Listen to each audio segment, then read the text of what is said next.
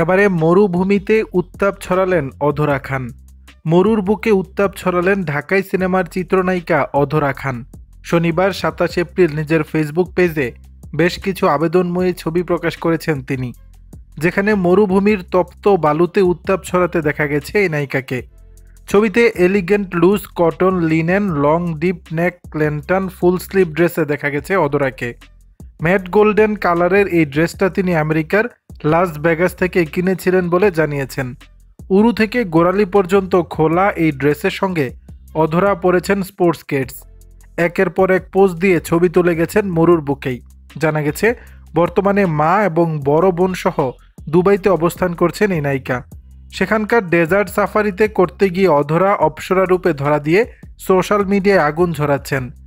Dubai থেকে অধরা খান জানান, মাকে নিয়ে দুবাই গেছেন মূলত ঈদের ছুটি কাটাতে। সেখান থেকে সৌদি আরবে যাওয়ার পরিকল্পনা ছিল ওমরা পালনের জন্য, কিন্তু সৌদি সরকার ওমরা ভিসা নীতি পরিবর্তনের কারণে সেখানে আর যাওয়া হয়নি। এরপর দেশে ফিরে আসতে চেয়েছিলেন, কিন্তু দুবাইতে অতিবৃষ্টির কারণে বিমানবন্দরে জলাবদ্ধতা তৈরি হওয়ায় দেশে ফিরতে পারেননি। তবে ফ্লাইট চালু হওয়ায় 30 এপ্রিল মাকে নিয়ে দেশে ফিরছেন।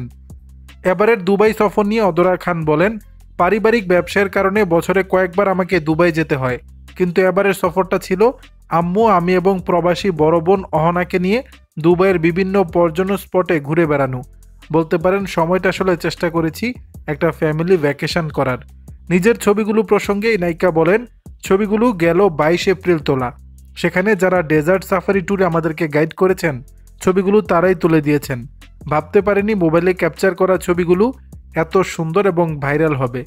দর্শক, বিষয়টি নিয়ে আপনাদের মতামত জানাবেন নিচের কমেন্ট বক্সে।